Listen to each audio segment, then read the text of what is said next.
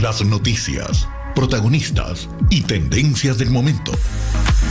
César Miguel Rondón, en Conexión Radio. La voz que cuenta la historia mientras ocurre. Muy buenos días, hoy es lunes 11 de diciembre, César Miguel Rondón se está tomando hoy un día libre y les acompaña Adriana Núñez Rabascal. Sean todos bienvenidos a En Conexión Radio. Puede escucharnos por Éxitos 107.1 FM, la radio del sur de Miami, Territorio Éxitos, también por la aplicación Actualidad Media Group, que puede descargarse gratis en el celular o por www.exitos107.com.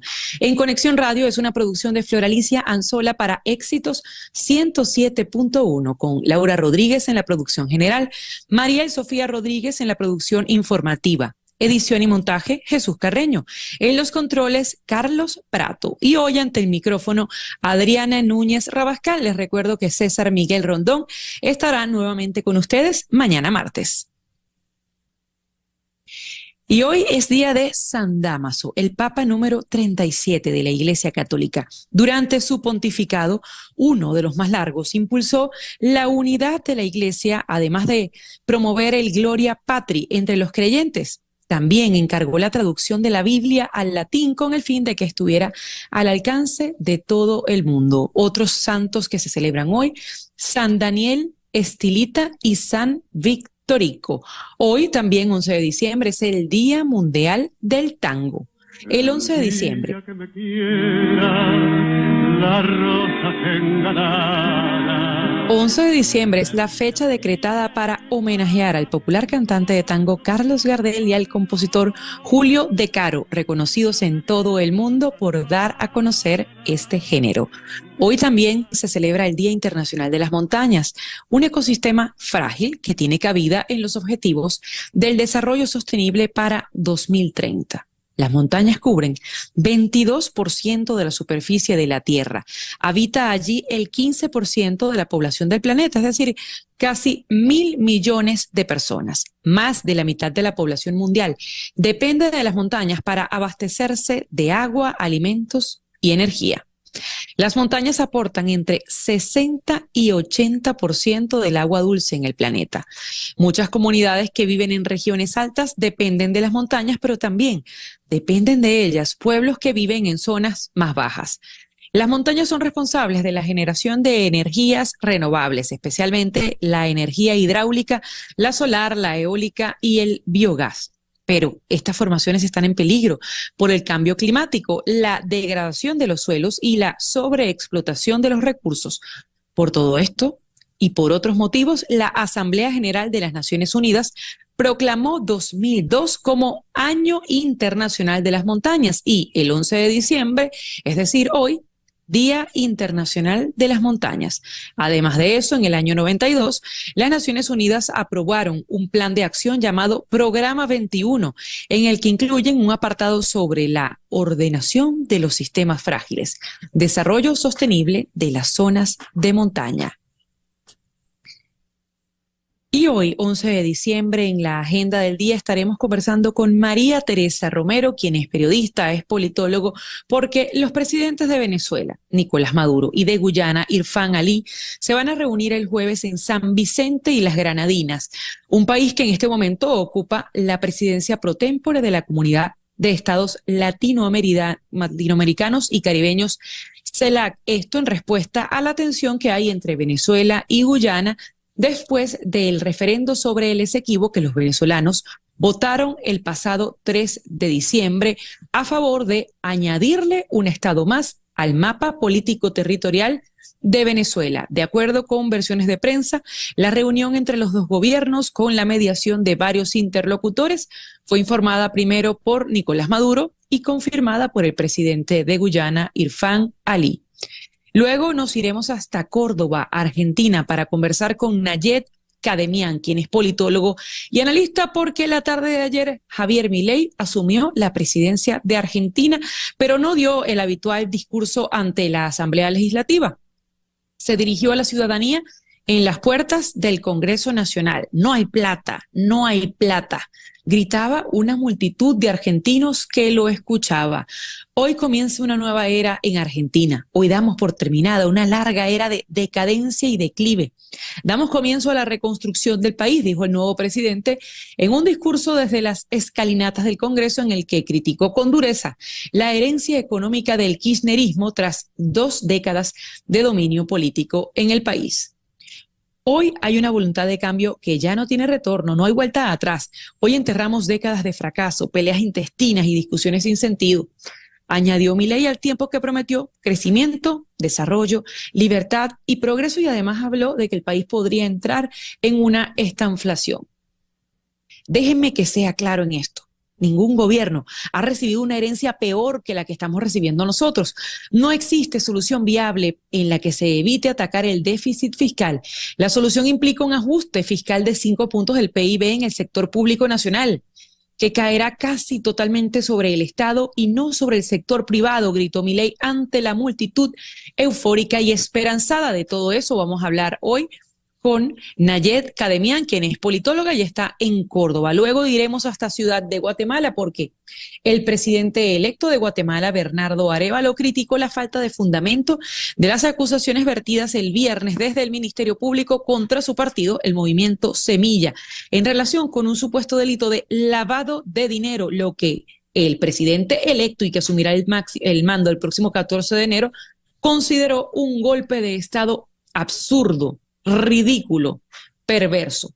Señaló también que la falta de fundamento de los argumentos del Ministerio Público y sus mediocres presentaciones no son más que una muestra de desesperación a la que han tenido que hacer frente desde que empezó la persecución política contra el binomio presidencial legítimamente elegido por el pueblo de Guatemala. Estas son citas textuales. Después de Ciudad de Guatemala iremos hasta Bogotá, porque el gobierno de Colombia, el gobierno de Gustavo Petro, derogó el decreto que daba facultades a la policía para combatir el microtráfico en espacios públicos, por lo que, a partir de ahora, los agentes no van a poder confiscar estupefacientes cuya cantidad mínima no exceda a la que está especificada en una ley colombiana. Esa dosis, por ejemplo, para uso personal, fija la cantidad de marihuana que no exceda 20 gramos, entre otras más, pero eso lo vamos a conversar más adelante con Juan Camilo Blanco, periodista político de Noticias RCN. Iremos luego a Caracas con Rona Riz, que es periodista de la fuente de Violencia, Sucesos, Crimen Organizado, autora del libro El Tren de Aragua.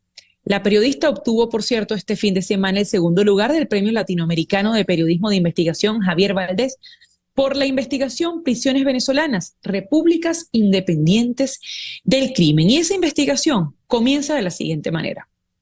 Si Netflix quisiera una nueva serie criminal para su extensa lista de títulos, solo tendría que poner cámaras en el internado judicial de Carabobo, mejor conocido como Tocuyito, y dejar que la vida pase.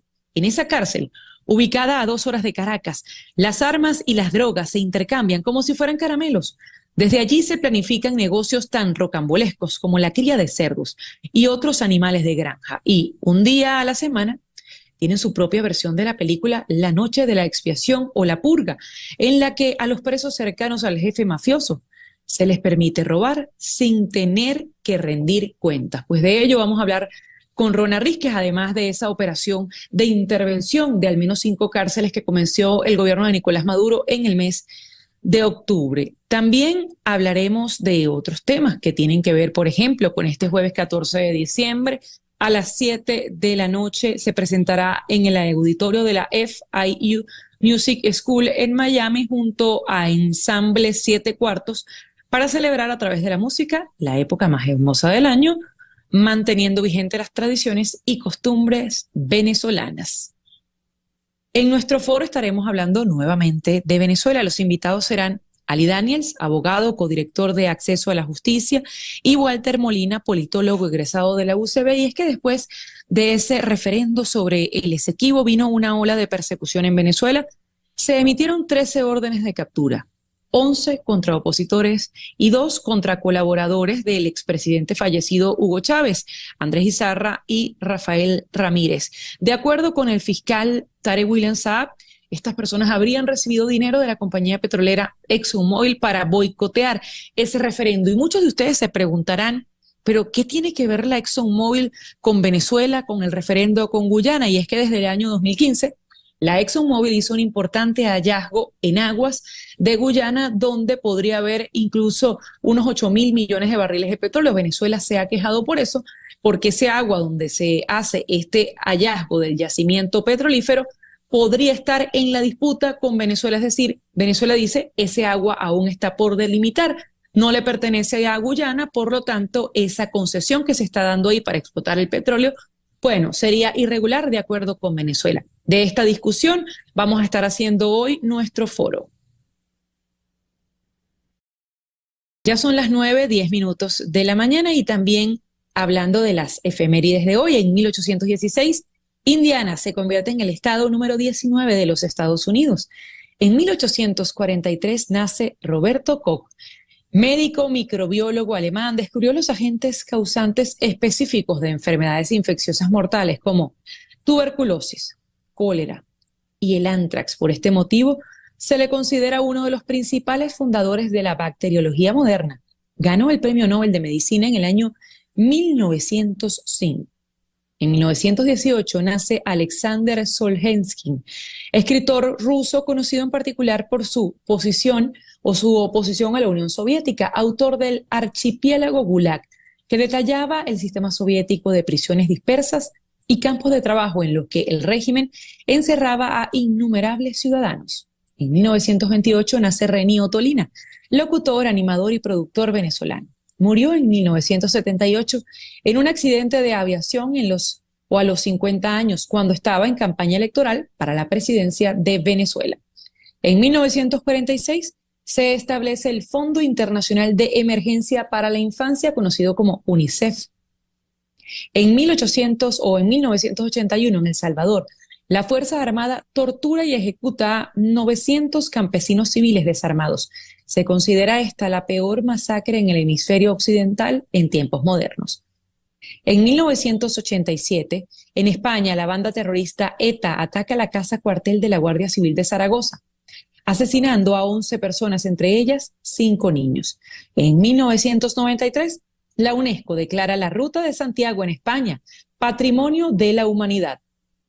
En 1997, delegados de 150 países industrializados que asisten a una conferencia sobre el clima de la ONU en Kioto, Japón, llegan a un acuerdo para controlar los gases de efecto invernadero que atrapan el sol y se adapta el denominado Protocolo de Kioto.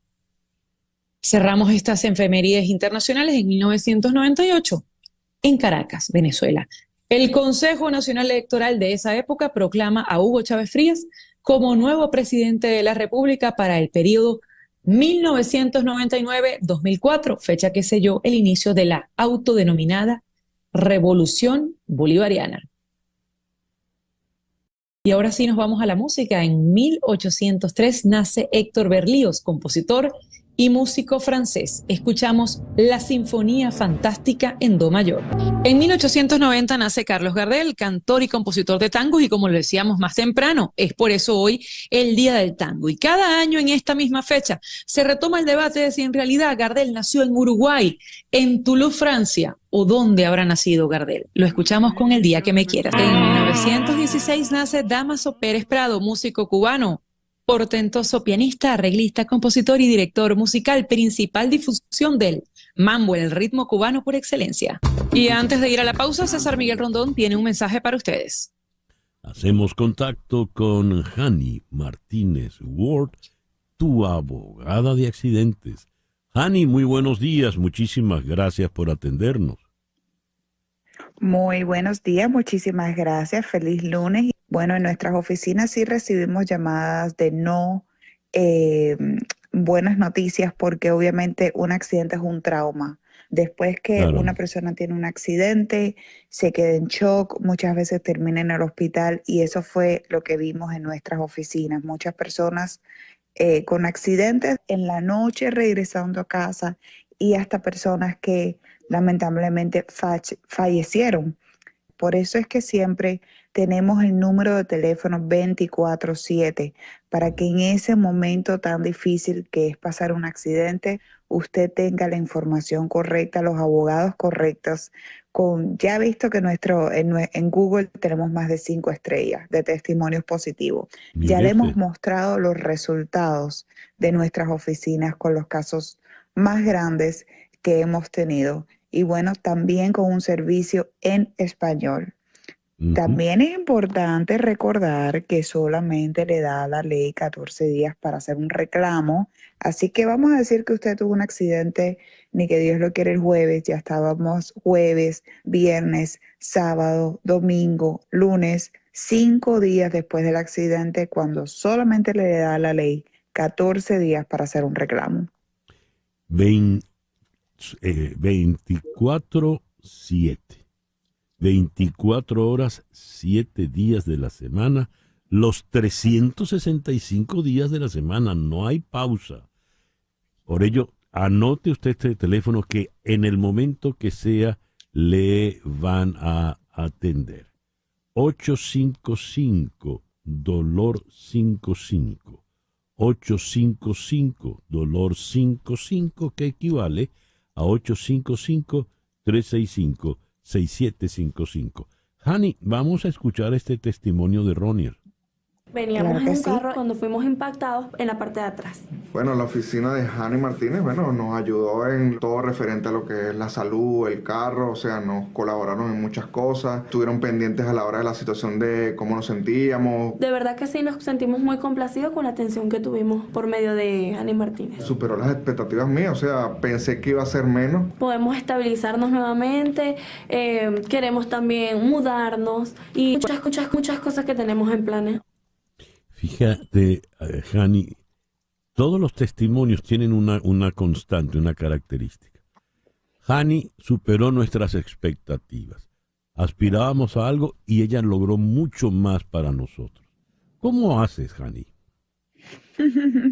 Yo creo que lo más importante es que le enseñamos a las clientes cuáles son sus derechos.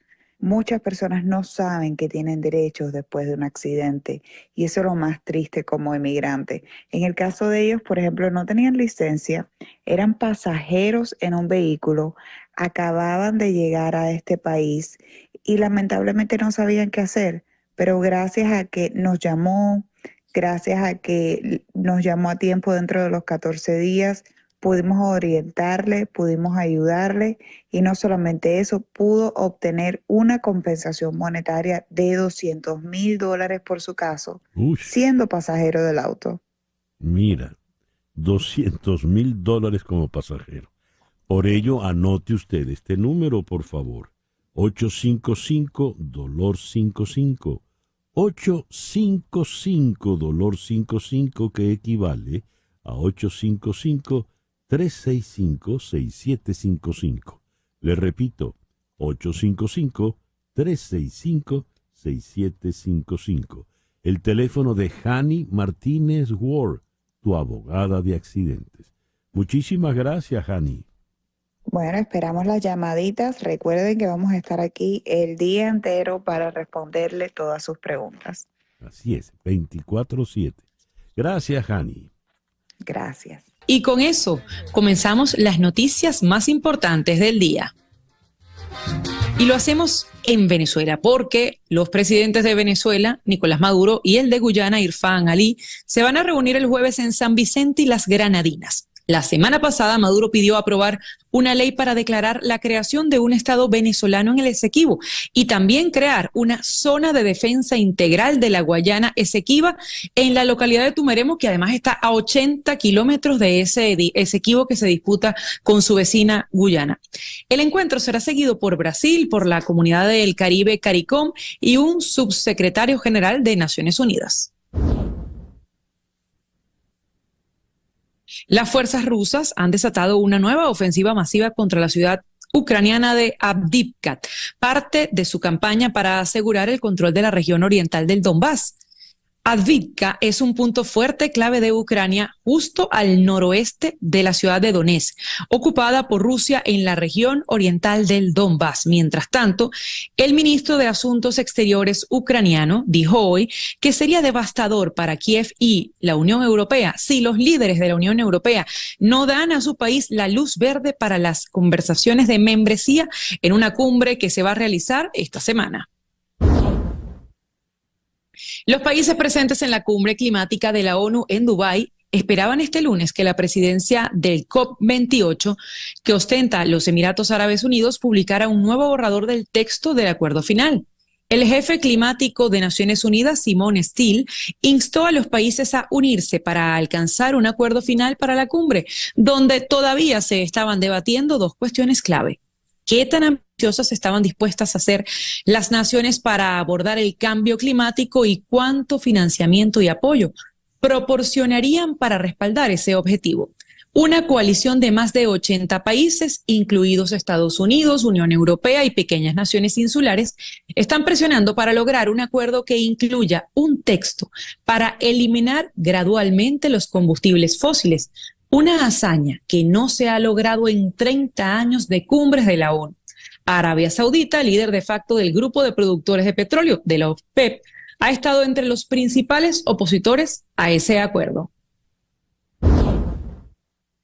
El Senado está en camino de aprobar el proyecto de ley de autorización anual de defensa este próximo miércoles. El jueves, la Cámara entrará en receso hasta enero.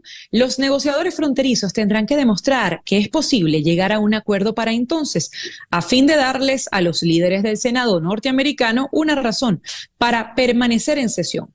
El líder del Senado, Chuck Schumer, podría ganar algo de tiempo trabajando para aprobar la docena de ascensos militares de 4 estrellas que siguen estancados. Por supuesto, si no se vislumbra un acuerdo fronterizo, Schumer podría volver a someter a votación el proyecto de ley de financiamiento suplementario de Biden y desafiar a los republicanos a que vuelvan a obstruirlo. Esto pondría a los halcones de la defensa republicana en el Senado, especialmente a McConnell, en una posición difícil tras la visita de Volodymyr Zelensky, que estará en la Casa Blanca el martes, es decir, mañana. En Argentina, el liberal Javier Milei asumió la presidencia en una ceremonia celebrada en la escalinata de la sede del Congreso en Buenos Aires, en la que ha planteado su propuesta de plan de choque para la economía. Hay una voluntad de cambio que ya no tiene retorno, no hay vuelta atrás. Hoy enterramos décadas de fracaso, de peleas intestinas y discusiones sin sentido, dijo Milei. Prometió crecimiento, desarrollo, libertad y progreso, comillas. No tenemos margen para discusiones estériles. Nuestro país exige acción y acción inmediata. La clase política dejó al país al borde de la mayor crisis de su historia. No deseamos las decisiones difíciles que habrá que tomar en las próximas semanas, pero lamentablemente no nos dejaron ninguna opción, dijo textualmente el nuevo presidente argentino. La segunda economía más grande de América del Sur está sufriendo una inflación anual de 143%. La moneda se ha desplomado y 4 de cada 10 argentinos están empobrecidos. La nación tiene un enorme déficit fiscal, déficit comercial de 43.000 millones de dólares, además de una enorme deuda de 45.000 millones de dólares con el Fondo Monetario Internacional. El grupo terrorista Hamás amenazó hoy con matar a los rehenes restantes mientras Israel avanzaba hacia el sur de Gaza y decía que el grupo militante se acercaba al principio del fin. La estrategia militar israelí se centra cada vez más en capturar o matar al líder de Hamás, Yahya Sinwar, según el Times of Israel. Por su parte, el primer ministro Benjamín Netanyahu instó a los combatientes del grupo a rendirse y añadió: no mueran por Sinwar. La rectora de la Universidad de Pensilvania, Liz McGill, renunció en medio de la reciente ira por la aparente tolerancia hacia el antisemitismo universitario. La decisión se produjo después de una audiencia en el Congreso la semana pasada en la que ella y otros líderes universitarios fueron acusados de no hacer lo suficiente para controlar el discurso de odio. Un número cada vez mayor de demócratas exigieron que se destituyera a otros presidentes de universidades, pero más de 500 académicos de Harvard instaron a la universidad a resistir los llamados a despedir a su presidente. Reguladores estadounidenses aprobaron por primera vez tratamientos de edición de genes humanos, mejor conocidos como CRISPR, la anemia falciforme. Una enfermedad genética de la sangre potencialmente mortal afecta a unas 100,000 personas en Estados Unidos y la única cura es un trasplante de médula ósea.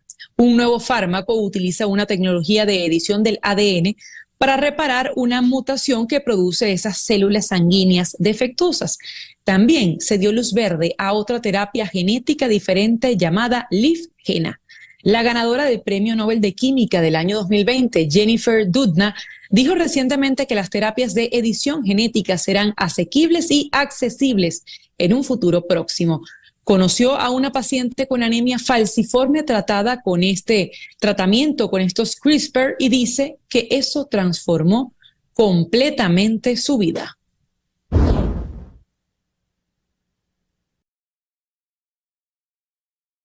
Y a las 9:30 de la mañana está ya en línea nuestra próxima entrevistada. Bueno, con ella hablaremos de esta reunión que va a haber entre el presidente de Venezuela, Nicolás Maduro, y su homólogo guyanés, Irfan Ali, que se van a ver en San Vicente y las Granadinas, un país que ocupa en este momento la presidencia pro tempore de la Comunidad de Estados Latinoamericanos y Caribeños. Todo esto después de la tensión que ha crecido después de que Nicolás Maduro, además del referendo del domingo 3 de diciembre, pues dijera que habrá una autoridad única para la Guayana Esequiba, que será el estado número 24 de Venezuela. María Teresa Romero está en línea. Ella es politólogo, es periodista y también especialista en el análisis internacional. Bienvenida, María Teresa, ¿cómo está? Bueno, ¿cómo estás? Gracias por atenderme. Adriana, mucho gusto estar con ustedes. Gracias nuevamente. María Teresa, ¿qué puede desprenderse de esta reunión que pareciera llevar a freno toda esta guerra de micrófonos que hubo la última semana? Ciertamente eso es lo que busca, apaciguar toda esta locura del régimen de madurista, que obviamente ha utilizado el tema de Guyana para propósitos políticos internos y tiene preocupado pues incluso a sus aliados regionales, ¿no? Porque Adriana, es obvio que no tiene razón en lo que está haciendo, que lo está haciendo por motivos internos, y sin embargo esto se le puede ir de las manos y puede llegar a una guerra que nadie quiere en el régimen.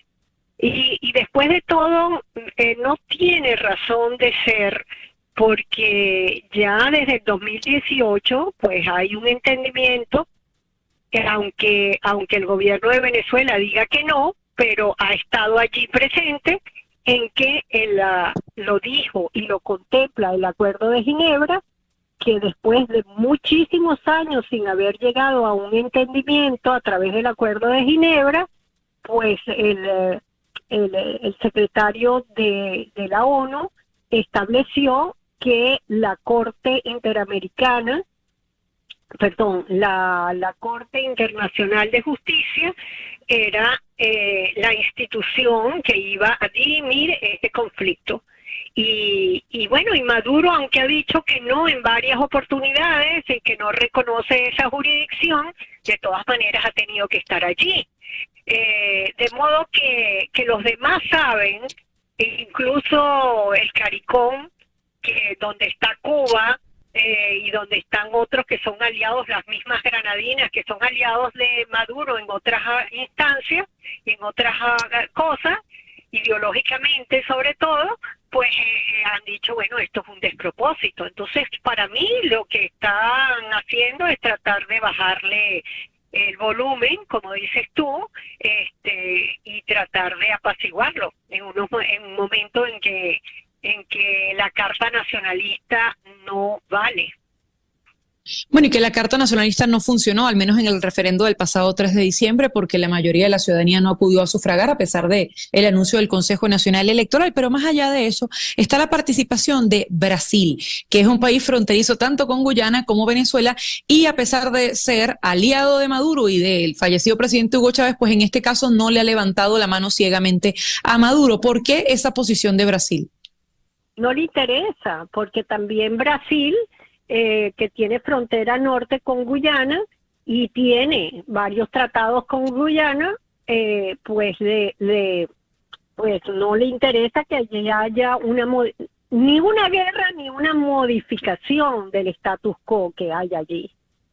Y por otra parte, todos esos países, no solamente Brasil, sino todos los países del CARICOM y de la CELAC, están, o sea, dicen una cosa que en cierta forma es lo que dice Guyana y tiene razón. ¿Cómo ceder gran parte del territorio de Guyana? Las 2/3 partes del territorio. Eso sienta un precedente terrible para toda la región suramericana. Y es además que muchos tienen intereses allí en el Esequibo. Hasta China tiene intereses allí de explotación ya en la parte del Esequibo. Estados Unidos está, bueno, una gran cantidad. Incluso Rusia, que se pensó que era prácticamente el único que le quedaba, dio unas declaraciones Putin la semana pasada, tratando de también apaciguar la situación. Guyana, recordemos que es un estado socialista, es un gobierno socialista también. Entonces tiene también conexiones con todo eso. Por cierto, hablando de Brasil y Lula, llama la atención que ahora Lula no va a la reunión del jueves, sino va a Celso Amorín. Llama la atención porque él fue el que se presentó con esta carta mediadora, ¿no? Y se pensaba que él iba a estar presente. Pero ahora se lo deja en manos de Celso Amorín, y por cierto, tiene muy buenas relaciones con Cuba y con Maduro. Celso Amorín es el canciller brasileño. María Teresa, además de todo eso, de ese afán nacionalista que trata de movilizar Nicolás Maduro, ¿no pareciera que en realidad hay un afán de ir a la guerra? Todo esto porque hablas de una ley para construir un nuevo estado, pero ese nuevo estado le pones la capital o, vamos a decirlo de la manera, de la oficina administrativa en una zona que está a 80 kilómetros. Es decir, ni siquiera pones esa supuesta oficina, esa sede política cerca. ¿Qué hay detrás de todo esto de seguir impulsando un nacionalismo con una zona que, a pesar de que los venezolanos siempre han defendido como suya y en su mapa marcaban las rayas diagonales para decir zona en reclamación, parecía una disputa olvidada o metida en la gaveta? Y tan olvidada fue que incluso durante el gobierno de Hugo Chávez, donde estaba Nicolás Maduro como canciller, no dijeron nada para hacer valer el acuerdo de Ginebra, cuando Guyana dio concesiones para explotación de petróleo allí en el Esequibo, en la zona en reclamación. De repente ahora Maduro le da esta carta nacionalista y es obvio, como decía antes, por razones internas. ¿Cuáles son las razones internas? Bueno, que sabe perfectamente que tiene una popularidad bajísima, que María Corina Machado logró movilizar una cantidad de venezolanos en las primarias, que sabe muy bien que él no pudo, trató de hacerlo con el referendo al Esequibo, pero no lo logró, más bien fue una humillación. Entonces es la eterna huida hacia adelante que tienen todos los regímenes de la izquierda radical, que cuando no logran una cosa lo tienen que tapar con bulla, haciendo cosas desproporcionadas para asustar y no solamente para asustar internamente y externamente, sino para tapar el fracaso que tiene. Y además, tal vez como dicen algunos analistas, y yo lo creo también así, que para tener la excusa de establecer un estado de de emergencia o algo parecido que le dé pie a tomar decisiones, incluso de alargar el periodo constitucional y no tener elecciones, porque es obvio que no quiere dejar el poder. Y apenas nos queda un minuto, pero a propósito que habla de ese quizás eventual estado de excepción o esa maniobra que podría utilizar Nicolás Maduro para correr la arruga sobre elecciones. Visto el concierto mundial en este momento, ¿está Maduro, tiene el músculo de aliados en la región para poder tomar una decisión de ese tipo o no la tendría tan fácil? No. Maduro está muy mal interna y externamente.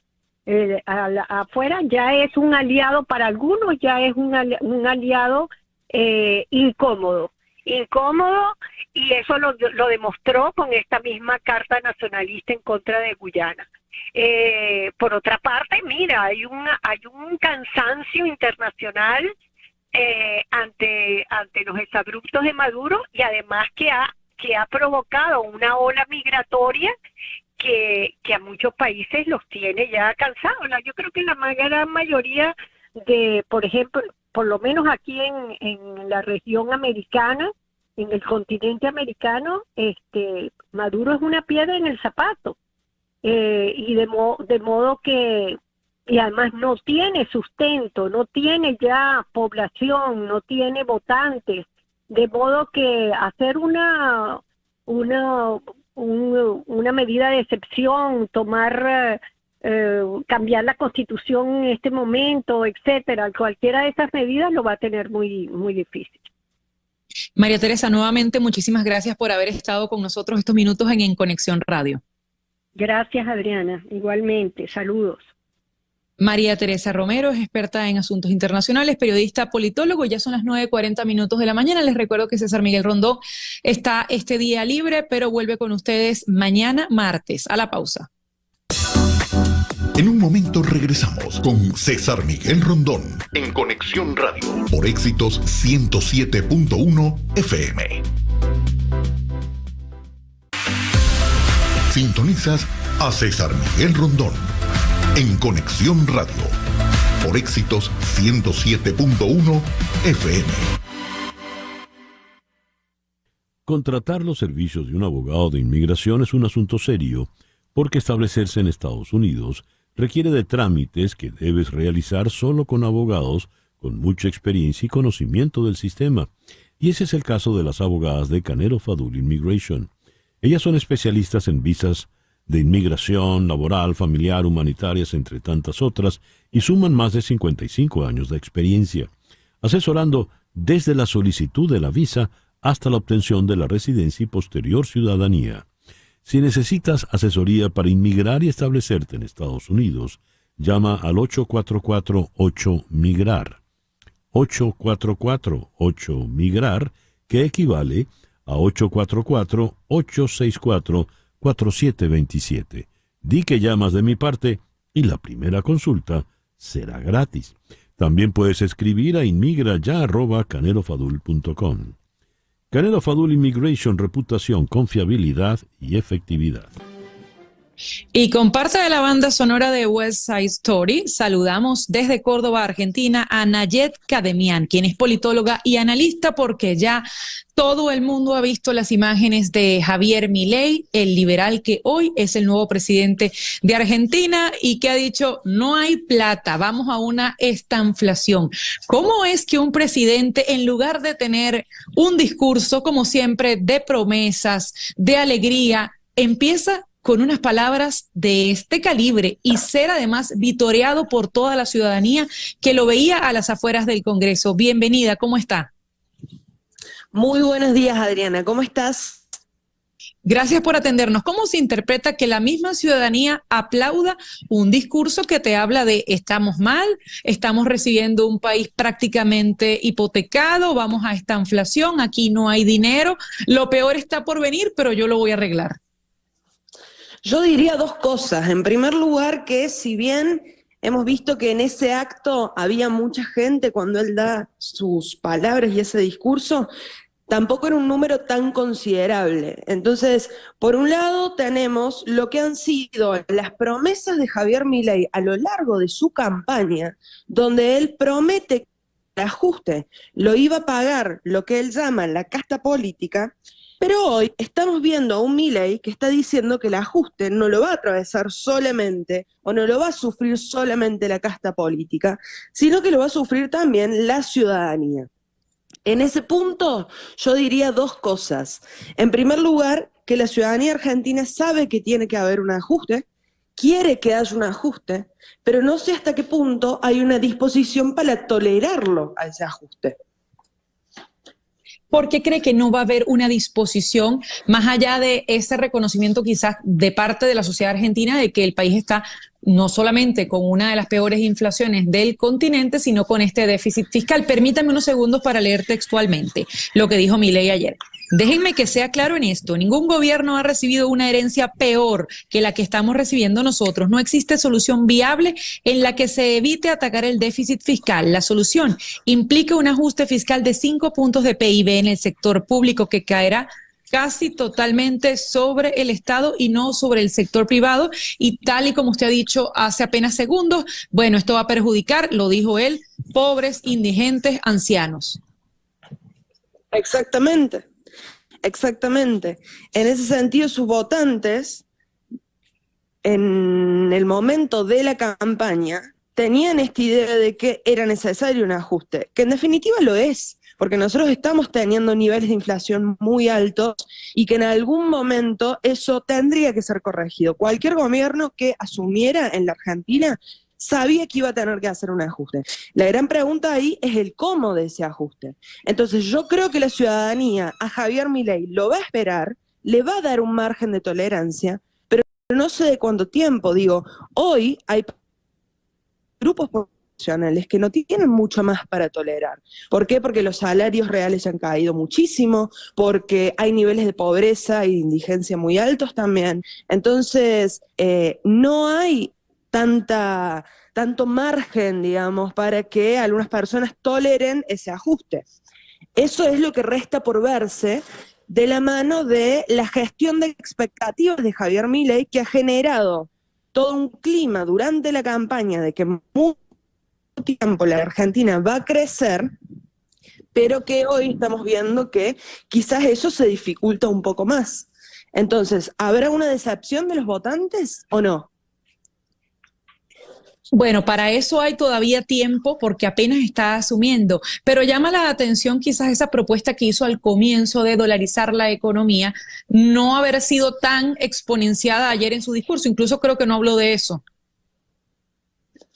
Exactamente, hubo una mención muy fuerte al inicio de su campaña, pero luego esa propuesta quedó como en los márgenes de lo que es el plan económico, en principio de lo que se está proponiendo. Creo que las medidas económicas más fuertes van a ser anunciadas mañana en principio, pero hoy en la Argentina, y esto lo dicen los especialistas en economía, una dolarización no sería una propuesta muy viable porque el principal problema que tenemos en la Argentina es que escasean los dólares, nos hacen falta dólares.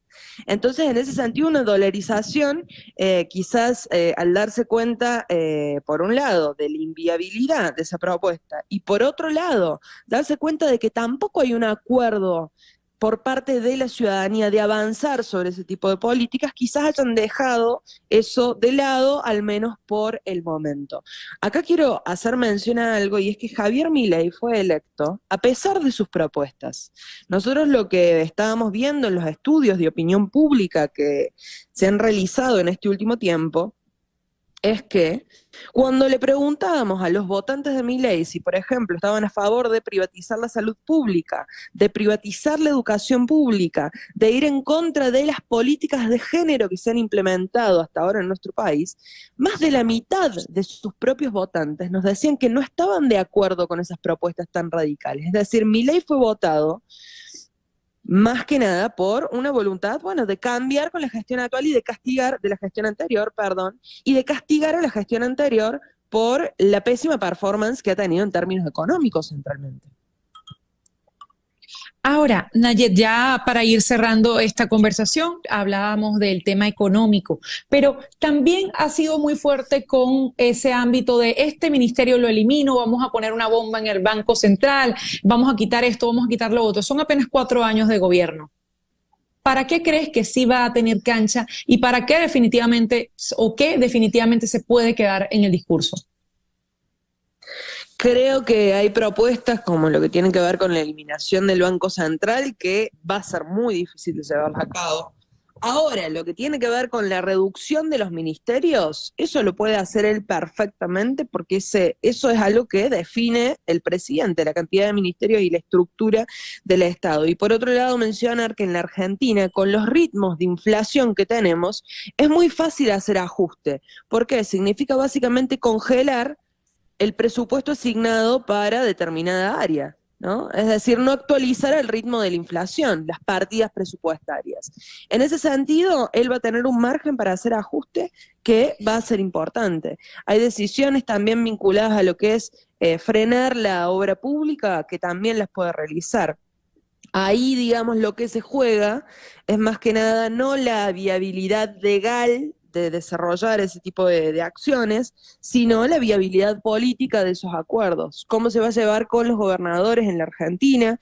¿Qué va a pasar con la ciudadanía? Pero en principio vamos a tener unos meses de ajuste que van a ser muy duros. Hay que ver hasta qué punto se logra gestionar esas expectativas ciudadanas.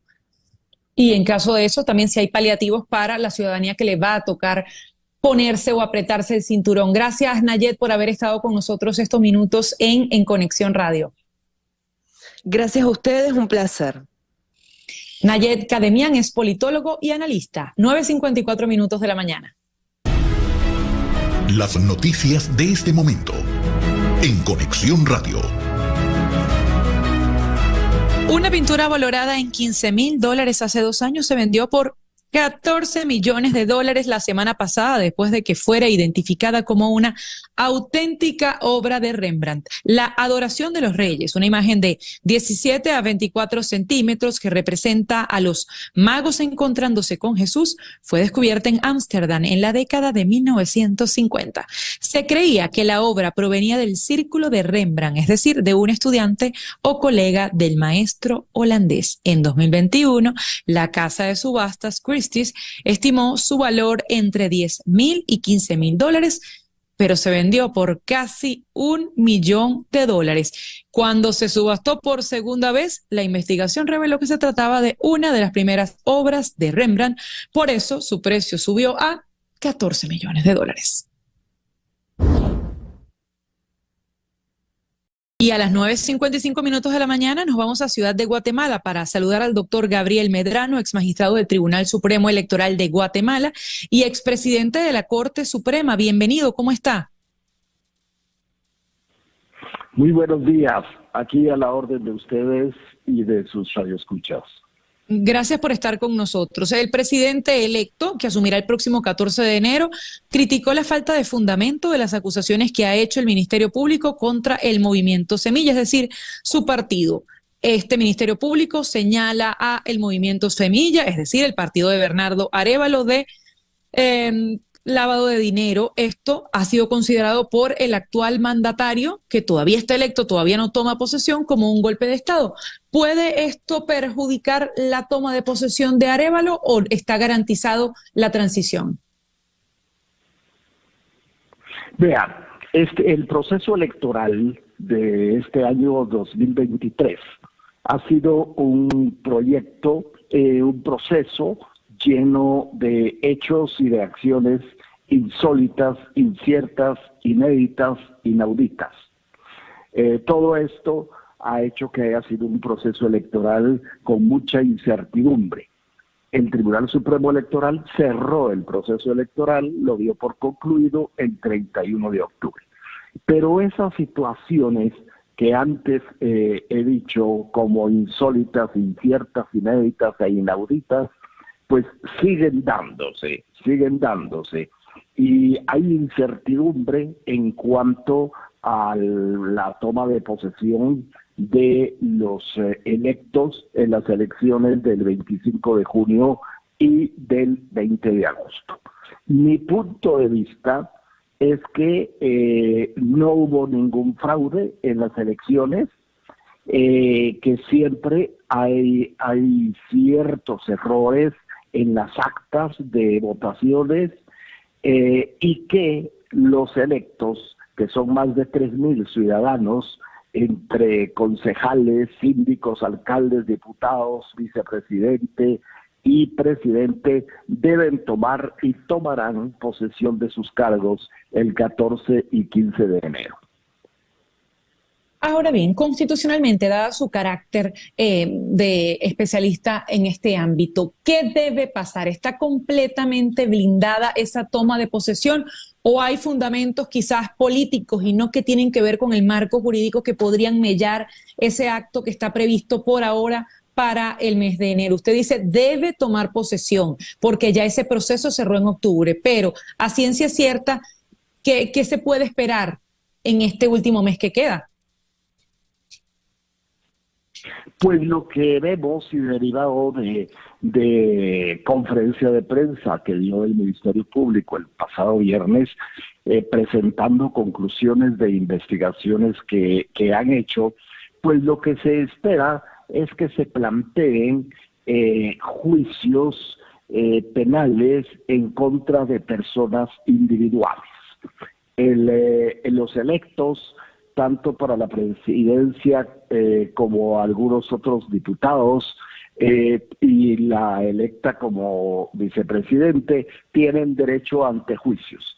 Y si se plantean acciones penales contra ellos, primero tienen que declararse esos antejuicios con lugar y luego seguir los procesos que corresponda. Pero cualquier cosa de esas, en mi opinión, no puede tener incidencia sobre los resultados electorales, que por parte del Tribunal Supremo Electoral fueron declaradas elecciones válidas, se adjudicó los cargos a los electos, se les otorgaron credenciales. Y lo único que falta es que tomen posesión en las fechas que constitucionalmente corresponden. Es decir, no debería pasar desde el punto de vista constitucional más nada. Le pregunto esto porque, bueno, la Fiscalía está pidiendo prácticamente anular. ¿Es la primera vez que eso ocurre o en la historia de Guatemala hay antecedentes similares? Esto es, como decía antes, una de las acciones inéditas que se han dado ahora, digamos, en la proyección todavía del proceso electoral. Es primera vez que se da. Ahora bien, fue un fiscal el que el viernes dijo que a título personal consideraba que las elecciones eran nulas y que así debía declararse. El Ministerio Público como tal no ha hecho esa petición. Por eso considero que, derivado de las investigaciones del Ministerio Público, lo que sucederá es el planteamiento de juicios penales individuales. Doctor Gabriel Medrano, muchísimas gracias por habernos atendido desde Ciudad de Guatemala. Para servirles. Buenos días. Buenos días. Gabriel Medrano, ex magistrado del Tribunal Supremo Electoral de Guatemala, expresidente de la Corte Suprema de Justicia de ese país, que por cierto, el presidente electo Bernardo Arévalo tuiteaba lo siguiente: los actos golpistas del Ministerio Público revelan su plan de reprimir, perseguir e invalidar las elecciones, atacando nuestra libertad y justicia, mientras que la Fiscalía de ese país acusa a su partido, al Movimiento Semilla, de financiamiento electoral no registrado y lavado de dinero. 10:01 de la mañana, nos vamos a la pausa. Al regreso viene nuestra conversación, nuestro foro con el director de la organización no gubernamental Acceso a la Justicia, Ali Daniels, y el politólogo Walter Molina. Ambos hablarán de la ola de persecución contra 13 ciudadanos en Venezuela que viene luego de ese referendo sobre el Esequibo, que de acuerdo con nuestra entrevistada María Teresa Romero busca exaltar el nacionalismo, y también quizás detrás de todo esto podría estar la necesidad de estirar el mandato de Nicolás Maduro. 2 minutos a la pausa. Continuamos en breve con César Miguel Rondón en Conexión Radio por Éxitos 107.1 FM. Y a las 10:06 de la mañana le damos la bienvenida a nuestros invitados a esta conversación sobre esa nueva ola represiva en Venezuela que ha llevado a la orden de captura contra 13 ciudadanos. Estaremos conversando con Ali Daniels, codirector de la organización no gubernamental Acceso a la Justicia, y con Walter Molina, quien es politólogo. Bienvenidos ambos, ¿cómo están? Buenos días, muchas gracias. Buenos días, Adri, gracias. Comencemos con Ali Daniels, quien es codirector de la organización no gubernamental Acceso a la Justicia y le ha seguido la pista a todas estas órdenes de detención del fiscal general Tarek William Saab, que además parecen algunas de ellas recicladas. Imagínense volver a pedir una orden de captura contra personajes como Juan Guaidó, contra Julio Borges, quienes suman ya 4 órdenes de captura, el caso de otros dirigentes, y ahora sumar a esto parte del equipo de la candidata a la presidencia María Corina Machado y 2 colaboradores del gobierno de Hugo Chávez, caso Andrés Izarra y caso Rafael Ramírez. Ya tenemos una detención, el señor Roberto Abdul, que forma parte de la organización que súmate que estuvo como parte de las primarias de la oposición llevadas a cabo el 22 de octubre. ¿Qué decir frente a esto, Ali? Lo primero es que hay que decir es que hay quien ha utilizado término puertas giratorias, en el sentido de que se dicen, bueno, entran algunos y salen otros, pero en este sentido, ese término creo que no es el más adecuado en la medida en que están entrando más de lo que están saliendo, ¿no? Es decir, apenas en ejecución de los acuerdos de Barbados han salido 5 personas y más bien lo que ha ocurrido es que han empezado a detener otros. Entonces, en este sentido, el aparato represivo no solamente continúa, sino que se mantiene, pero con algún matiz, ¿no? Por ejemplo, esto que usted está señalando, de que se está deteniendo a personas que incluso en algunos casos ni se conocen, que no tienen ninguna conexión de actuar conjuntamente, pero mete a todos en el mismo saco, ¿no? Es decir, que tiene que ver Rafael Ramírez con Julio Borges, Juan Guaidó, con el señor Abdul. Son personas que van en esferas completamente separadas y a pesar de eso se les está vinculando. Esto habla justamente de la inconexión y de la falta de coordinación que existe en el gobierno para poder dar un discurso coherente para justificar lo que está haciendo.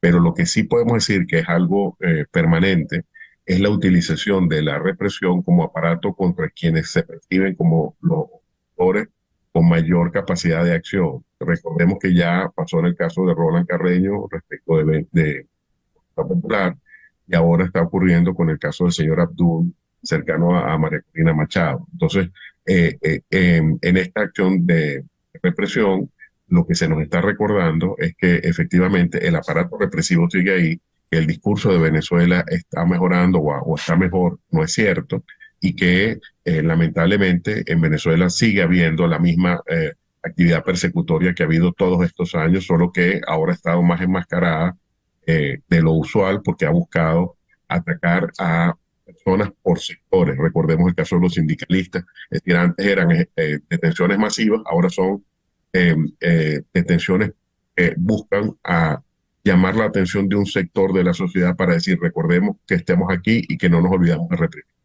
Exacto, asustemos a uno para que los demás salgan despavoridos. En el caso que usted refería, hay 3 personas directas del equipo de la candidata a la presidencia por la oposición, María Corina Machado, pero usted también nombraba el tema de ese acuerdo y negociación que se firmó en Barbados una semana antes de la primaria. Nos acompaña Walter Molina Galdi, quien es politólogo de la Universidad Central de Venezuela. ¿No le interesa al gobierno los acuerdos de Barbados a pesar de que en las letras pequeñas se habla de las sanciones se levantan sí o sí, ustedes tienen ciertas libertades y hay liberación de presos políticos? Decía Ali Daniels, son más los que entran que los que salen. ¿Qué entonces interpretación hace el gobierno del acuerdo de Barbados? ¿Ya no le interesa? Bueno, lo primero que hay que decir es que había una fecha límite o una suerte de fecha límite que ya vemos no era tal, que era el 30 de noviembre, y el régimen de Nicolás Maduro siempre va haciendo mediciones, son buenos haciendo mediciones, y midieron que no era tal fecha límite realmente, porque recordemos que se habla tras bastidores de una primera cantidad de presos políticos que debían salir antes del 30 de noviembre, que eran 25, salieron 5 nada más, y en el transcurso desde ese tiempo han sido detenidos 3 personas, ¿no? Primero un activista de Encuentro Ciudadano, por tuitear. Un estadounidense, Savoy Wright, de poco se habla de esto, detuvieron a un estadounidense en suelo venezolano y ahora a Roberto Abdul de Súmate. Así que, bien como dice Ali, suelen ser más los que terminan detenidos que los que terminan saliendo. La lista de presos políticos se hace más grande. Y no ha habido endurecimientos de sanciones o estos relajamientos que hubo anteriormente se han echado para atrás. Esto continúa más bien. Habría que ver qué es lo que se está hablando por debajo de la mesa. Habría que ver la plataforma unitaria, los negociadores de la plataforma unitaria que están diciendo dentro de la mesa de negociación con respecto a esto. Lo cierto es que el chavismo está haciendo lo que mejor sabe hacer, que es reprimir, que es perseguir. Intentó probar con la propaganda patriotera, con esto que intentaron hacer con el Esequibo, no les resultó, así que están ahora ajustando y ajustando, como bien decías, en donde más, muy quirúrgicamente, con el equipo de María Corina Machado y enviando mensajes, porque pareciera que no hay conexión entre perseguir o perseguir a Rafael Ramírez, a Izarra, a Guaidó, a Julio Borges y a personas como el equipo de María Corina Machado. Pero técnicamente sí los hay para lo interno del chavismo, porque son los mensajes que envían.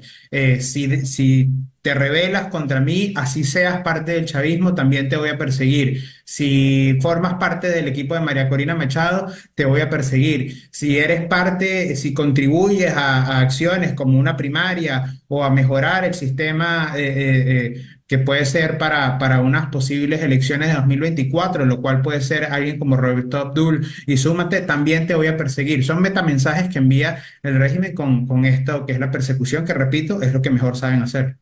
Y esta persecución en este momento alude al nacionalismo por el referendo del Esequibo. Se habla del delito de traición a la patria, que también es barajita repetida entre los delitos que se le imputa generalmente a la oposición venezolana, y habla de un financiamiento de la compañía ExxonMobil a estas personas para que boicotearan el referendo. Ali, pero usted ha sido un gran defensor de esas causas en Venezuela por la justicia.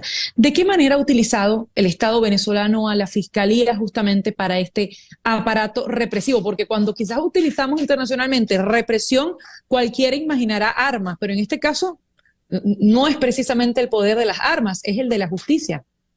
Y yo quisiera hacer alusión a lo que usted señaló al principio, antes de responder su pregunta, que es el tema de la ExxonMobil. Porque además esa es otra situación en la que el discurso del gobierno hace aguas. ¿Qué hace aguas? Porque se habla del ExxonMobil, pero no se hablan de las empresas chinas que también tienen concesiones en Guyana, que están muy interesadas en que Guyana explote en la Guayana Esequiba. De modo que en este sentido el gobierno justamente quiere poner a un gran culpable cuando en realidad hay muchos responsables a los que señalar, entre ellos incluso Cuba, que es uno de los países que apoya a Guyana en su reivindicación del Esequibo. Entonces, es muy difícil para el gobierno decir aquí el gran enemigo es Estados Unidos, cuando en realidad hay muchos otros países que son supuestamente aliados de Venezuela y que están apoyando a Guyana en el tema del Esequibo, incluyendo empresas chinas que, como digo, tienen grandes intereses ya invertidos en este país. Y respecto al tema de la fiscalía, efectivamente, hay que recordar que en Venezuela el aparato represivo, a diferencia de otras países autoritarios, en el caso de, por ejemplo, las dictaduras del Cono Sur o de Centroamérica, de El Salvador, de Nicaragua de la década de los 70 y 80, donde, digamos, los aparatos represivos fundamentalmente se establecían en los cuerpos de seguridad del Estado y donde el Poder Judicial no pintaba absolutamente nada. En el caso venezolano eso no es así. En el caso venezolano, el Poder Judicial, el sistema judicial, es parte activa, proactiva del aparato judicial. Y en este sentido, cuando el fiscal dijo que había solicitado las órdenes de detención contra estas personas, no teníamos nadie en Venezuela la menor duda de que los jueces iban a dictar esas órdenes de aprehensión. En Venezuela los jueces no juzgan, en Venezuela los jueces obedecen. Entonces, en este sentido, hay que decir que el aparato represivo, cuando se habla de jueces en Venezuela, los involucra. Hablaba Ali Daniels, quien es director de la organización no gubernamental Acceso a la Justicia. Nos acompaña también Walter Molina Galdi, quien es politólogo de la Universidad Central de Venezuela. Ya repasamos el tema acuerdos de Barbados y Walter, decías también ese carácter, entre comillas, quirúrgico que tiene el gobierno, ese saber medir, el ser también un animal político que muta de acuerdo con sus necesidades. ¿Cómo estás viendo al chavismo al día de hoy? Nuestra entrevistada más temprano, María Teresa Romero, habla de quizás emotividad que hay por el referendo Esequibo, por la Guayana Esequiba, como una intención de alargar elección, estado de excepción. ¿Cómo lo ve usted? Pero sobre todo cuando el referendo sobre el Esequibo fue un gran fracaso a todas luces para el propio gobierno. Sí, absolutamente. Fue un fracaso. Ellos, como todos sabemos, metieron demasiada propaganda. Ellos creyeron que les iba a ir mejor. Fue un error. El régimen chavista se suele equivocar muy poco, pero se equivoca, y esto fue una gran equivocación de parte de ellos. Esta movida patriotera, no patriótica, sino patriotera, no les ha salido como ellos querían, porque hay una sociedad que ha entendido, y que ha entendido no solo lo que ellos quieren hacer con esto, que no es recuperar el Esequibo, un Esequibo que han entregado durante 20 años, sino que también saben perfectamente que ya el miedo y la coacción no les va a resultar como tal. Por eso intentan, repito, ir hacia lo que más saben hacer, que es la represión, que es detener, que es amedrentar, sobre todo a los líderes políticos. Ellos siguen midiendo con esto. Puede haber, obviamente es un escenario, ellos se manejan con escenario, nosotros también, digo nosotros los que tratamos de analizar la política venezolana, y fundamentalmente los líderes opositores, manejarnos con escenarios. El estado de excepción puede ser una posibilidad dentro de lo que es el 2024, viendo ellos que no hay ninguna posibilidad de que el chavismo gane unas elecciones medianamente reales. Sea quien sea el candidato del chavismo, no hay posibilidad alguna de que ellos ganen las elecciones en 2024, así que esto es una gran posibilidad. Hay que tener en cuenta, como bien decía Ali, que todo lo que ellos usan con respecto a Guyana es simplemente para perseguir. No solo están las empresas chinas, sino que está también Chevron, a quien no les conviene mencionar, ¿no? El chavismo ahora, porque están teniendo unas buenas relaciones con ellos.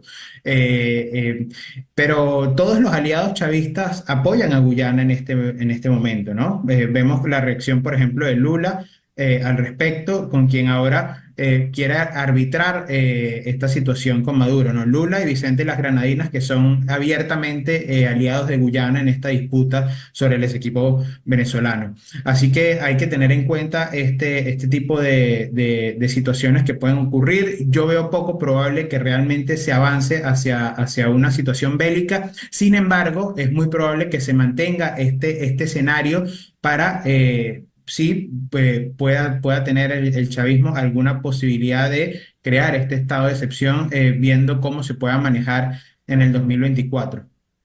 Ali Daniels también nos acompaña, es director de la organización no gubernamental Acceso a la Justicia, y ha seguido de cerca no solo este proceso de negociación de Barbados, también el proceso que se lleva contra Venezuela en la Corte Penal Internacional. Hablabas del chavismo como un también organismo represor desde el punto de vista judicial, y que quizás no actúa como las dictaduras del Cono Sur, que tenían a sus cuerpos policiales y militares. Si bien se va a conformar una oficina aquí en Caracas, ¿esto no le envía mensajes a la propia Corte Penal Internacional que después de un acuerdo se estén haciendo este tipo de acciones, y además veamos cómo van entrando cada vez más detenidos sin haberse resuelto otras causas? O quizás esto no hace bulto en esa Corte Penal Internacional que todavía está revisando caso Venezuela. Sí, recordemos que el caso de Venezuela ante la Corte Penal está en espera de sentencia para que se autorice o no la continuación de la investigación, cosa que se espera sea de manera inminente. Inminente quiero decir enero, máximo febrero del año que viene.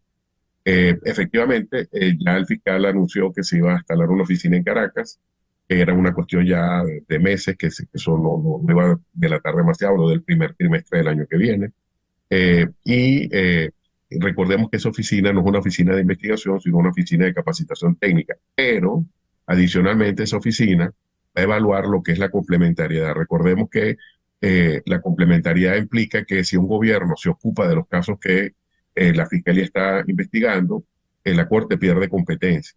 Y justamente eso que usted acaba de decir aboga para que la Fiscalía pueda decir, bueno, en Venezuela no solamente la situación no ha mejorado, sino más bien ha continuado y diría yo que incluso ha empeorado en el sentido de que no se han cumplido ninguna de las promesas que el gobierno le ha hecho a la Fiscalía de la Corte Penal.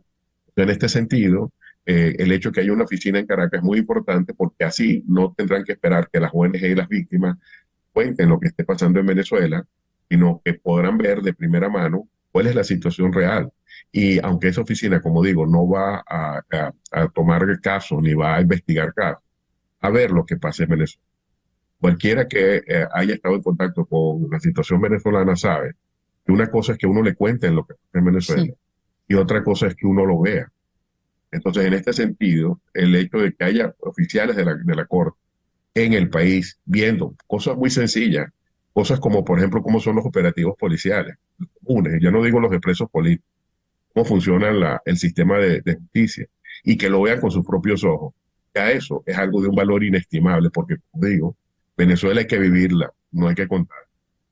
Muchísimas gracias a Ali Daniels, codirector de la organización no gubernamental Acceso a la Justicia, y a Walter Molina, politólogo de la Universidad Central de Venezuela, por sus minutos de conversación con En Conexión Radio. Les recordamos que César Miguel Rondón se está tomando un día libre y vuelve con ustedes mañana. Gracias a ambos. Saludos. 10:22 minutos de la mañana, nos vamos a la pausa. Al regreso seguimos con más de En Conexión Radio. En un momento regresamos con César Miguel Rondón en Conexión Radio por Éxitos 107.1 FM.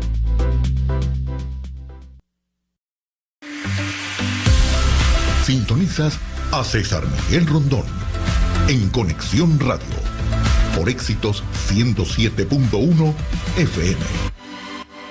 10:25 minutos de la mañana, y a esta hora saludamos a la periodista venezolana Rona Rísquez. Es encargada del crimen organizado, seguridad ciudadana, y por cierto que este fin de semana obtuvo el segundo lugar del Premio Latinoamericano de Periodismo de Investigación Javier Valdés por la investigación Prisiones venezolanas, repúblicas independientes del crimen. Bienvenida, Rona, y obviamente felicitaciones no solo por la valentía con la que haces el trabajo, cómo asumes el riesgo, sino por contarle a todo el mundo lo que se vive en este país. Bienvenida. Gracias Adriana por la invitación y bueno, gracias por tus palabras. Sí, estamos muy emocionados, muy felices. El premio Javier Valdés es un premio que se entrega todos los años al mejor reportaje o a los mejores reportajes de investigación periodística que se hacen en la región. Y bueno, este año tuvimos el honor de quedar en el segundo lugar. Y pues nada, es un reconocimiento que significa mucho no solamente para nosotros y para Ronrunes y Conectas, que apoya el periodismo venezolano, sino también para el periodismo venezolano en general. O sea, yo creo que este es un premio al esfuerzo que hacemos los periodistas que estamos acá en Venezuela y en general a los periodistas que trabajamos sobre Venezuela y tratando de visibilizar lo que pasa en el país. Para quienes apenas se conectan, Rona, voy a leer el primer párrafo de esta investigación y dice así: si Netflix quisiera una nueva serie criminal para su extensa lista de títulos, solo tendría que poner cámaras en el internado judicial de Carabobo, mejor conocido como Tocuyito, y dejar que la vida pase. En esta cárcel ubicada a 2 horas de Caracas, las armas y las drogas se intercambian como si fueran caramelos. Desde allí se planifican negocios tan rocambolescos como la cría de cerdos. Pero esto parece ya en este momento cosa como si fuera del pasado, porque en octubre el gobierno empezó una intervención de cárceles que se ha llevado por ahora 5, pero ¿se puede decir que ya esto cambió o sigue habiendo este tipo de conductas rocambolescas como usted la define en su texto? Por ejemplo, recordar Disco Tokio en una de estas prisiones, una discoteca. Bueno, con la toma de las prisiones, definitivamente todas estas cárceles que tenían el sistema de pranes o que tenían pranes, pues cambiaron, ya no existen. O sea, bueno, no existen, digo, con esas estructuras. Estas cárceles fueron desalojadas y están siendo modificadas por las autoridades. No sabemos qué pasa. exactamente en las prisiones a las que fueron trasladados estos presos y que están bajo el sistema penitenciario que controla el Estado. O sea, se supone que están en una condición diferente, ¿no? Es lo que uno supone. Sin embargo, bueno, en Venezuela sabemos que hay dificultades para acceder a la información y para saber exactamente cómo funcionan algunas instituciones. Por otra parte, también es preocupante que pues, se hicieron estos traslados, pero no hay claridad acerca de si hay un cambio real en las políticas penitenciarias y en el sistema carcelario venezolano. Entonces eso también sería importante saberlo. Ron, entendemos que tienes poco tiempo, pero también me gustaría saber, a beneficio de quienes nos escuchan en otras partes del mundo y no entienden cómo funciona esto de las cárceles venezolanas y esa conducta estrambótica que tienen, eso que ustedes llaman pranes, que son los líderes carcelarios de Venezuela. ¿Qué otro tipo de irregularidades? Es decir, ¿cuánto del crimen organizado de Venezuela se planea en un internado judicial? Bueno, creo que las irregularidades son innumerables. En el momento en que hicimos la investigación, identificamos, bueno, como cobro, por ejemplo, en una cárcel donde se cobraban por la entrada, se cobraba a los familiares $5 para dejarlos entrar. En otra donde funcionaba una escuela de boxeo y una organización privada, una empresa privada de promoción de boxeadores profesionales. Otra que pues es la prisión de Tocorón, donde justamente servía de base de operaciones al grupo de crimen organizado más importante de Venezuela y uno de los más importantes de América Latina, como el Tren de Aragua. Entonces, esto creo que puede dar una idea de la dimensión de lo que estaba pasando en las cárceles venezolanas. La mayoría de estos grupos que operaban en las cárceles además tenían operaciones fuera de las cárceles, en algunos casos fuera del país, y también tenían alianzas con otras pandillas que están fuera de las cárceles. Por ejemplo, la banda de Will Lacey o en su momento la banda del Coqui. Y por supuesto la archiconocida banda, además que usted ha tratado de divulgar por toda América Latina, el Tren de Aragua. Rona Rísquez, periodista venezolana, es también autora del libro sobre esta banda criminal que tiene sus tentáculos hasta Chile. ¿Se puede decir que después de esas intervenciones, esa organización criminal está mermada o sigue teniendo la misma fuerza? No, definitivamente eso supongo que debe haber afectado porque pues implica primero que pierde el sitio donde ha estado operando con mucha libertad, ¿no? Que era la cárcel de Tocorón. Luego también están perdiendo un ingreso que tenían asegurado y que garantizaba la operación logística de la organización, que era el cobro de la causa. Y adicionalmente también están perdiendo un lugar donde reclutaban a la mayoría de sus integrantes, que era la propia prisión. Entonces definitivamente esto supongo que debe tener un impacto en la organización. Eso no significa que la organización ha desaparecido, pero supongo que también debe haber un proceso de reacomodo y reajuste dentro de la organización para si el objetivo de ellos es seguir operando, por ejemplo. Rona, muchísimas gracias por haberte tomado este tiempo para compartir con nosotros en Conexión Radio. Entendemos que tienes un compromiso a esta hora, pero de igual forma, nuevamente, la felicitación a ti, a todo el equipo del portal Runrunes, de la organización Conectas, que además es víctima de censura en Venezuela, objeto de bloqueos para poder ingresar a las notas que tanto Rona como otros reporteros venezolanos escriben. Gracias, Rona. Rona Rísquez, periodista venezolana, encargada de violencia, crimen organizado, seguridad ciudadana. Además obtuvo el segundo lugar este fin de semana del Premio Latinoamericano de Periodismo de Investigación, Javier Valdés. Y vamos a escuchar a Colombia para conversar con Juan Camilo Blanco, periodista político de Noticias RCN, porque el gobierno de Gustavo Petro derogó el decreto que daba facultades a la policía para combatir el microtráfico, por lo que a partir de ahora los agentes no van a poder confiscar estupefacientes cuya cantidad mínima no exceda la dosis especificada en la Ley 30 del año 1986. Bienvenido, Juan Camilo, ¿cómo está? ¿Qué tal? Muy buenos días para usted y para todos los que nos escuchan hasta ahora. Gracias por acompañarnos. Buscando información, leo que esa dosis de uso personal es de 20 gramos en el caso de la marihuana, 5 gramos de hashish. ¿Se sigue manteniendo así o además de ver los principios que tiene la Ley 30 en este decreto que derogó Gustavo Petro, hay alguna otra particularidad? ¿Esto qué implica? Por ejemplo, si yo voy a un parque cualquiera de la ciudad de Bogotá o la ciudad de Medellín, ¿qué puedo hacer y qué no puedo hacer a partir de ahora con el tema de sustancias ilícitas? Bueno, hay que hacer varias claridades. Lo que busca este último decreto es derogar que la policía pueda revisar a personas por sospecha. Principalmente ese es el artículo o el párrafo principal que busca combatir este decreto o esta derogación. Lo que hace es que la policía no se centre en estos requisitos. No habla nada de la lucha contra, digamos, el microtráfico.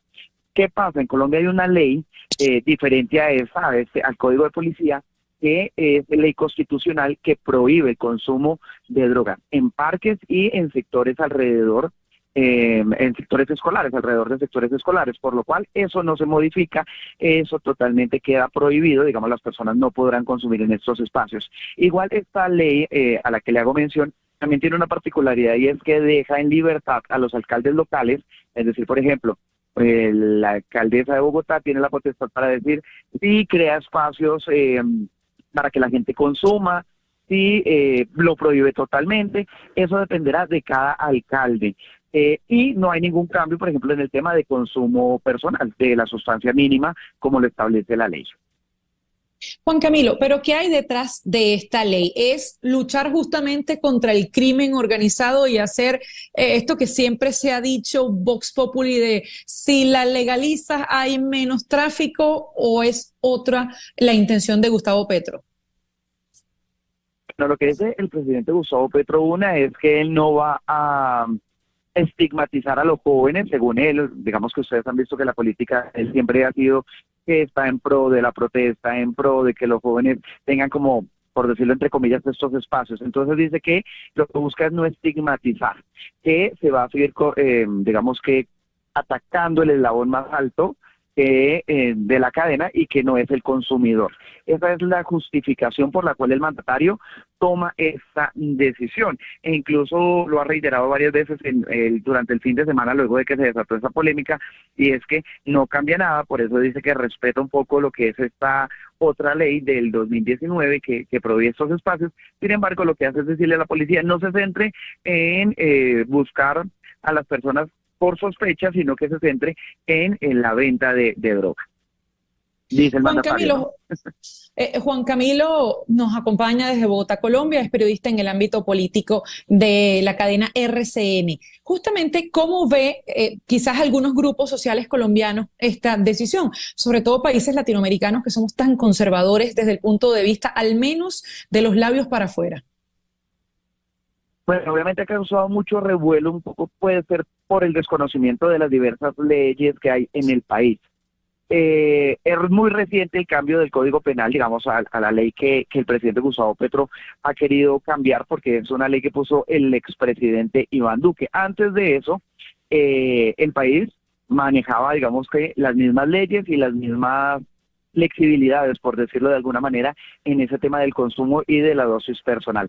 Sin embargo, obviamente, se ve un poco permisivo, viendo aún más la tendencia que ha tenido el gobierno a la liberación, por ejemplo, de personas vinculadas a grupos como la Primera Línea. Entonces se ve como si se diera una gabela para que personas que consuman pues puedan tomarse cualquier espacio público.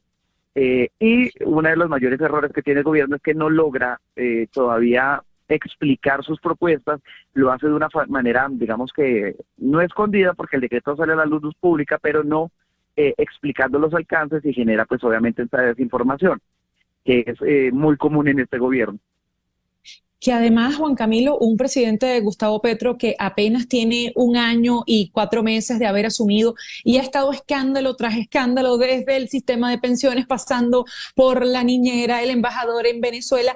¿Esto lo vuelve a poner en el foco quizás de rechazo, o sientes que le va a subir la popularidad con la juventud? ¿Lo han logrado medir o al menos evaluar superficialmente?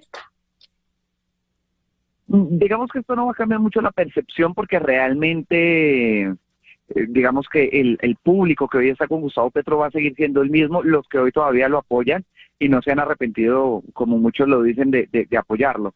Realmente esto tiene mayor efecto tampoco para las personas, digamos, jóvenes que consumen, porque realmente no cambia sustancialmente las leyes. Entonces realmente esto no va a tener mucho impacto, va a ser un escándalo más por la falta de comunicación que tiene el gobierno, por la poca organización, que es un constante. Ellos no logran organizar sus ideas, no logran ejecutarlas de forma concreta, por lo cual no creo que esto realmente vaya a repercutir de manera favorable. En cambio, sí, va a ser un poco más cuestionado por los sectores conservadores, como tú le decías, que seguimos teniendo y que todavía somos en Latinoamérica. Juan Camilo, muchísimas gracias por su tiempo y por haber dado luces sobre esta derogatoria que ha hecho el gobierno de Gustavo Petro en Colombia. A ustedes, aquí muy pendiente de lo que necesiten. Juan Camilo Blanco es periodista político de Noticias RCN y con él hablábamos desde Bogotá. Ha aclarado también que ese consumo que sí está permitido y que las autoridades policiales no pueden estigmatizar, como sus palabras lo ha dicho, a la juventud, no puede estar justamente cerca de algunos recintos escolares. Son las 9:38 de la mañana. Tenemos en línea ya a nuestra próxima entrevistada, nos vamos a la pausa. A las 9:38 nos vamos a la pausa en Conexión Radio, recordándoles nuevamente que César Miguel Rondón vuelve con ustedes mañana martes. Continuamos en breve con César Miguel Rondón en Conexión Radio por Éxitos 107.1 FM. Sintonizas a César Miguel Rondón en Conexión Radio por Éxitos 107.1 FM.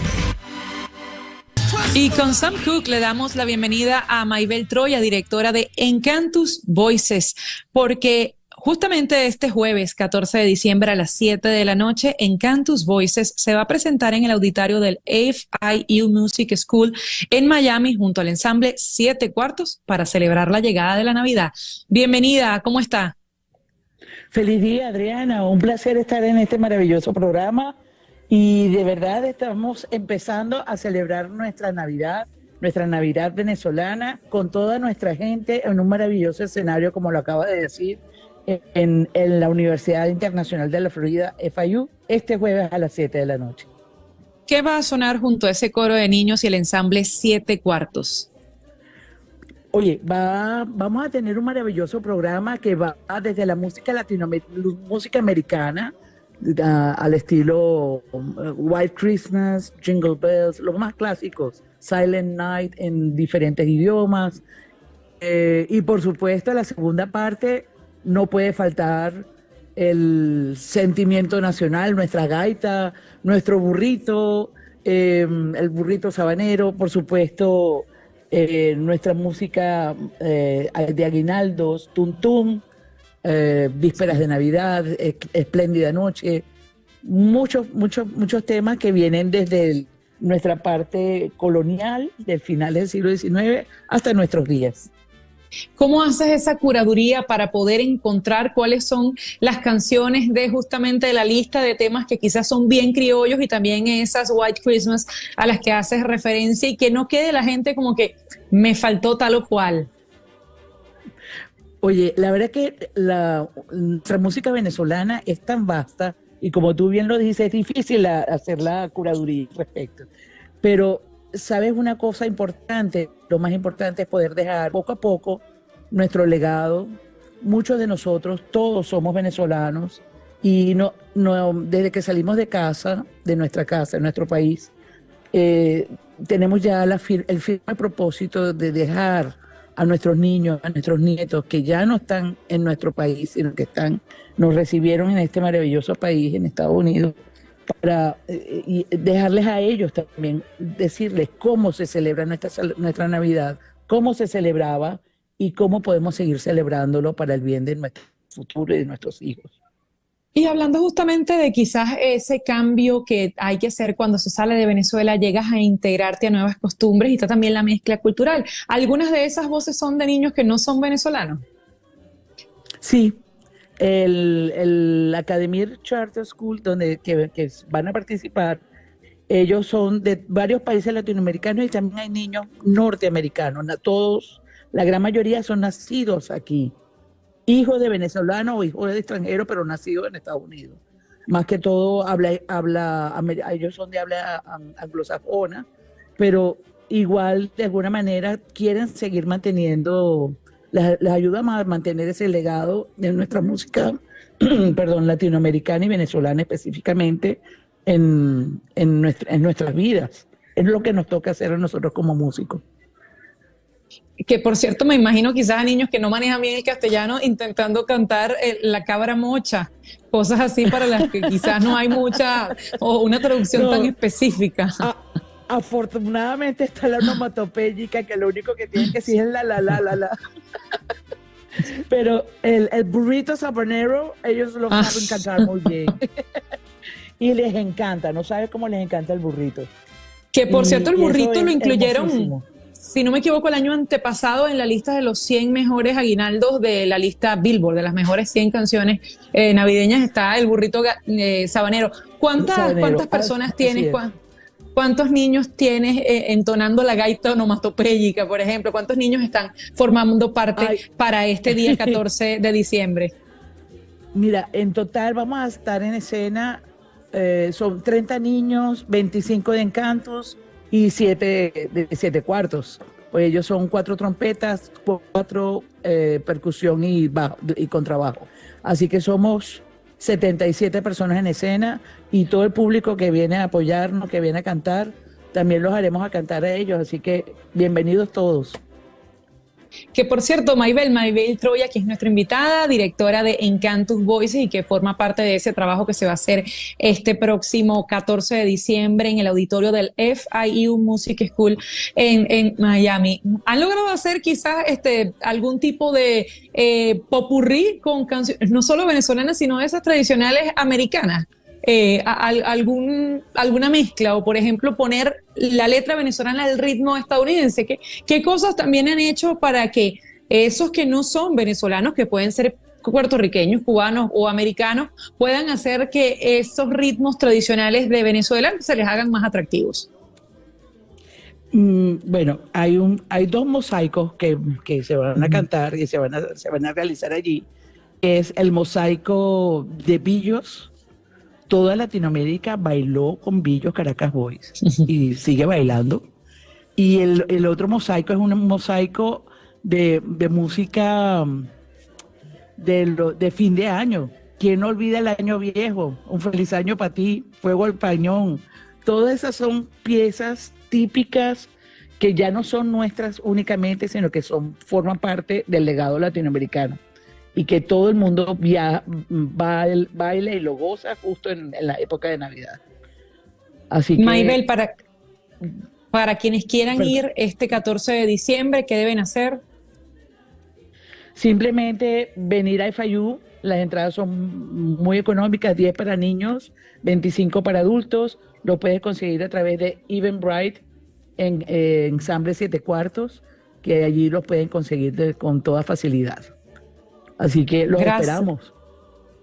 Bueno, muchísimas gracias, Maybel, por su tiempo. Maybel Troya, quien es directora de Encantus Voices, a las 7 de la noche de este jueves 14 de diciembre estará junto al ensamble 7 cuartos en el auditorio del FIU Music School en Miami. Ya son las 10:50 de la mañana y nos vamos acercando al final de En Conexión Radio. César Miguel Rondón está libre por el día de hoy. Volverá con ustedes mañana martes. Pero sepan que el cráneo de un colosal monstruo marino fue extraído de los acantilados de la costa jurásica de Dorset, en Inglaterra. Pertenece a un pliosaurio, un reptil marino que aterrorizó los océanos hace unos 150 millones de años.